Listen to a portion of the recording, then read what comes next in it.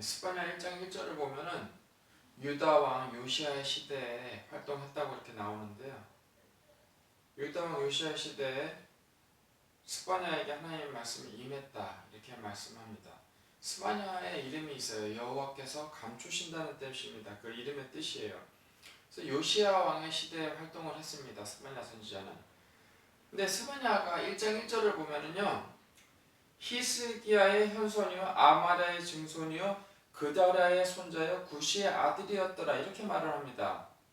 스바냐가 그러니까 히스기야 왕의 4대 손이에요. 히스기야 왕에서 아마랴, 그다랴, 그 다음에 구시의 밑에서 태어났어요. 4대 손. 자, 그리고 보십시오. 요시야 왕도 히스기야 왕의 현손이죠. 요시야 왕은 히스기야 왕, 므낫세, 아몬 그 밑에서 태어났어요. 그러니까 3대 손이에요. 자, 보세요. 한 명은 스바냐 선지자가 히스기야 왕의 4대 손입니다. 그리고 요시야 왕은 히스기야 왕의 3대 손이에요. 한 명은 4대 손이고 한 명은 3대 손이에요. 그러면은 한 명은 다른 한 명의 삼촌이라는 뜻이거든요. 그러니까 족보를 따지면은 뭐 유대인들도 족보를 엄청 따졌잖아요. 족보를 따지면은 이 요시야 왕은 스바냐의 삼촌 정도로 볼 수가 있는 거예요. 그래서 이 스바냐도 히스기야 왕의 자손입니다. 왕의 자손이에요. 왕의 자손은 뭡니까? 왕족이에요. 왕족. 이 스바냐 선지자가 히스기야 왕의 자손이기 때문에 왕족이에요. 근데 왕족인데 왕족으로 사는 것보다는 하나님의 부르심에 순종해서 하나님의 말씀을 전하는 그런 삶을 택했습니다. 하나님께서 먼저 택하신 거죠. 그리고 그 부르심에 순종한 것입니다. 이 요시야 왕이 유다를 다스렸던 시기는 요시야가 종교개혁을 했을 때예요. 요시야는 유다 16대 왕입니다. 요시야 왕은 자기가 20세 때 왕이 됐어요. 왕이 된 지 18년째 되던 해라고 성경은 말을 하고 있어요. 20세 때 왕이 된 지 이미 18년이 됐답니다. 그리고 그때 하나님의 성전을 고치다가 수리하다가 율법책을 발견했습니다. 율법책. 그리고 그 율법책을 읽었어요. 그리고 하나님 앞에 회개하고 돌이켰어요. 그 성경책, 그 율법책, 그 하나님의 말씀을 근거로 해서 종교개혁을 실행했습니다. 요시야는 그 유다의 3대 왕들이 세운 모든 그런 단들, 신당들, 그러니까 우상들을 섬기는 그런 신당들 있죠. 그런 모든 것들을 다 없애버렸어요. 그리고 심지어는 제사장들 중에서도 우상을 섬기는 제사장들이 있었거든요. 우상을 섬겼던 제사장들이 만약에 있다, 기록 가운데 발견이 됐다 그러면은 이미 그 선지자가 죽었다 할지라도 무덤에서 파냈어요. 그래서 그 시신을 불로 태워 버렸습니다. 불살라 버렸어요. 그러니까 우상을 없애는 데 있어서 우상 숭배 행위를 없애는 데 굉장히 철저했던 왕이에요. 우리 하나님 말씀에 철저하게 순종했던 왕입니다. 그래서 종교개혁을 정말 열심히 철저하게 실행했어요. 그만큼 하나님을 경외했던 왕이라는 뜻이에요. 그래서 하나님 앞에 정직하고 하나님 앞에 신앙을 잘 지키는 왕이었습니다. 요시야가 종교개혁을 했던 그 때를 추정하자면 기원전 621년 정도입니다. 요시야가 종교개혁을 할 때는 우상을 많이 없애버리는 그런 시대였습니다. 하지만 그 요시야가 왕으로서 이 종교개혁을 실행하기 전까지는 우상 숭배가 굉장히 성행했어요. 우상들이 엄청 많았어요. 그 유다 그 나라에 남유다 왕국에. 요시야의 후에 요시야가 죽은 후에 그 후대 왕들 있잖아요. 요시야가 죽은 후에 이 유다 땅 그리고 유다의 왕들은 다시 우상을 가지고 와서 섬겼어요. 이 요시야가 다스리던 그 시대가 정말 영적으로 굉장히 깨끗했던 시대라고 볼 수가 있어요. 굉장히 영적으로 부흥하고 깨끗한 시대였습니다. 그래서 하나님께서는 유다를 비롯한 모든 열방을 징계하시겠다, 징벌하시겠다고 하시죠. 그렇지만 이 요시야의 시대는 이미 우상들이 없어져서 정결하게 된 그런 시대였습니다. 종교개혁을 했을 때 이미 우상이 없어져서 하나님께서 스바냐를 통해 심판의 메시지를 주시지 않았을 수도 있어요. 왜냐면 이미 심판할 거리가 없잖아요. 우상을 다 없애버렸어요. 종교개혁을 통해서 요시야 왕이. 그럼 스바냐를 보내셔서 너는 빨리 회개해라. 우상으로부터 빨리 돌이켜라. 이렇게 말씀을 하셨겠습니까? 심판의 메시지를 스바냐를 통해 주시겠습니까? 종교개혁의 시대에? 그렇지 않을 가능성이 훨씬 높죠. 이 스바냐가 유다와 열방에 심판의 메시지를 전했던 때가 있어요. 이때는 요시야가 물론 다스리던 때이긴 해요. 하지만 아직은 종교개혁을 하기 전으로 여겨져요. 그러니까 스바냐가 심판의 말씀을 요시야가 종교개혁을 하기 전에 전했을 가능성이 상당히 높습니다. 물론 이 요시야 그리고 스바냐의 나이를 보면 굉장히 어리죠. 이때 스바냐 선지자가 몇 살이었는지는 알 수는 없어요. 뭐 요시야보다 어렸을 수도 있겠죠. 뭐 많았을 수도 있겠죠. 삼촌뻘이라고 해서 동갑인 경우도 있잖아요. 요즘 시대에도. 그건 족보를 따졌을 때고요. 삼촌뻘이라는 거예요. 그리고 이거는 직접적인 삼촌이라기보다는 삼촌뻘이라는 거예요. 족보를 따졌을 때.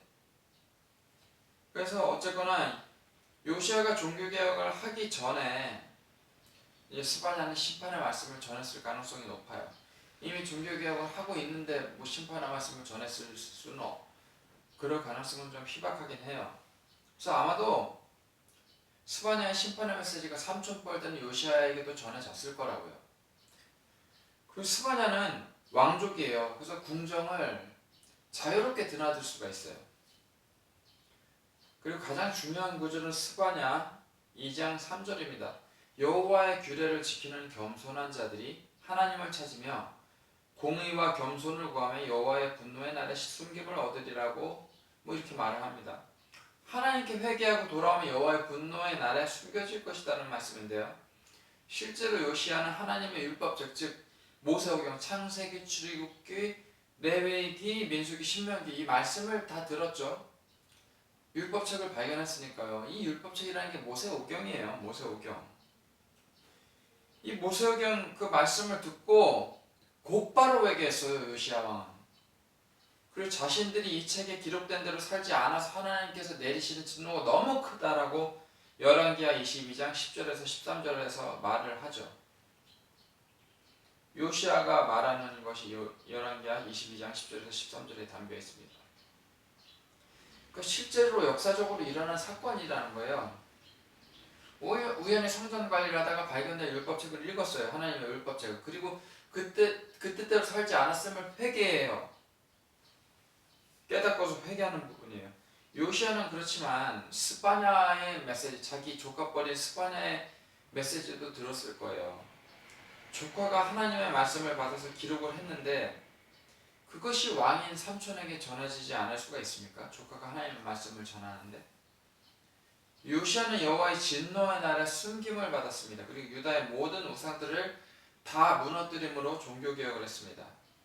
스바냐 1장 2절에서 6절 말씀입니다. 이 말씀의 내용이 이래요. 내용이 그러니까 하나님께서는 남유다와 북이스라엘 백성들 가운데서 하나님을 섬기면서 다른 우상들을 함께 섬기는 자들 그리고 하나님의 백성들 가운데서 아예 하나님을 배반하고 따르지 아니한 자들 여호와를 찾지도 아니하며 구하지도 아니한 이방인들 이런 사람들을 하나님께서 다 멸하실 것이다라고 여기서는 말을 해요.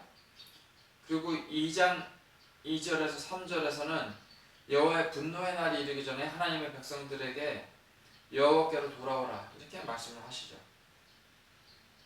하나님을 섬기지 않은 이방인들에게도 하나님의 진노가 임할 겁니다. 그들은 멸망당할 거예요.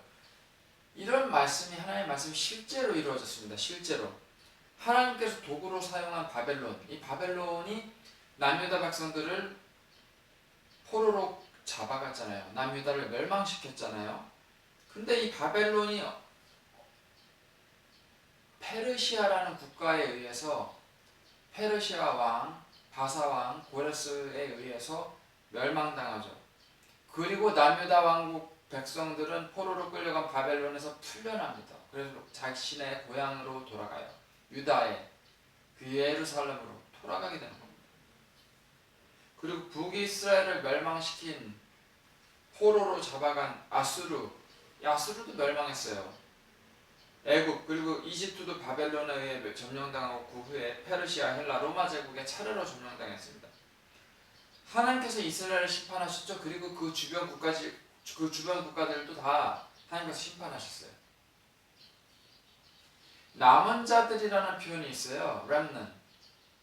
남은 자들이라는 표현이 있는데 바벨론 포로기 후에 바벨론에서 이제 바벨론 포로기에서 이제 풀려나서 유다 예루살렘으로 귀환한 유대인들이 있습니다. 이 사람들을 남은 자들이라 그래요.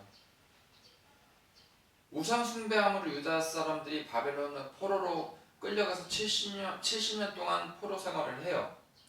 그러면 70년이 지나면은 자, 우상 숭배했던 부모 세대는 다 죽죠. 70년 지나면 거의 죽죠. 그리고 그 자녀 세대, 유다에서 우상 숭배를 하지 않았던 자녀 세대, 그 사람들은 바벨론에 그대로 남아 있었겠죠. 그리고 이 사람들이 결국 풀려났겠죠. 바벨론 포로로부터 풀려났죠. 그리고 고향으로 자기 부모들의 고향에게로 돌아가는 겁니다. 하나님께서는 모든 형벌을 제거하셨어요. 그리고 모든 원수를 쫓아내셨습니다. 여호와의 분노의 날에 이미 하나님의 진노가 임하여서 심판이 행해졌습니다. 그들의 안정되고 번영하는 삶에 대한 모든 그런 꿈이 모두 부수어졌습니다. 하나님의 진노의 날에 심판이 유대 백성들에게 이루어졌어요. 그리고 이들은 바벨론의 포로로 끌려갔습니다. 그리고 포로기 약 70년 이후에 포로에서 풀려나서 예루살렘으로 유대인들이 돌아왔어요. 이들이 유다의 남은 자들이죠. 하나님께서는 이들을 기뻐하시고 사랑하시며 이들의 재건을 약속하셨어요. 이들이 다시 회복될 것이다. 이 하나님의 말씀이 언제 이루어졌습니까? 이스라엘이라는 국가가 이 유대인들이 전 세계에 다 흩어져 있었잖아요.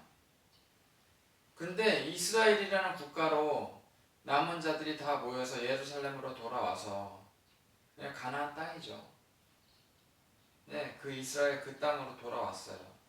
약속의 땅으로 돌아와서 1948년 5월 14일에 이스라엘이라는 국가가 결국은 세워졌습니다. 그 남은 유다인들이 자기네들이 이스라엘의 정통을 잇는 자들이라고 하면서 이스라엘이라는 국가를 세웠어요. 하나님의 말씀이 이루어진 겁니다. 하나님께서 이루시겠다고 하셨거든요. 남은 자들, 유다의 남은 자들이 재건될 것이다. 다시 회복될 것이다. 이스라엘 재건될 것이다. 말씀하셨어요. 결국은 이루어졌습니다. 이 유대인들에 의해서, 남은 자들에 의해서 이루어졌습니다. 하나님께서는 바벨론 포로기 동안에 유대인들이 겸손하도록 하셨어요. 하나님의 말씀 앞에 스스로 겸손하도록 이끌어 주셨습니다. 유대인들은 포로기 가운데서 항상 핍박 가운데 있었지만 항상 유대인들끼리 모여서 시편을 낭독했어요. 그리고 하나님을 예배했어요. 그리고 하나님을 찬양하고 하나님의 말씀을 나눴어요.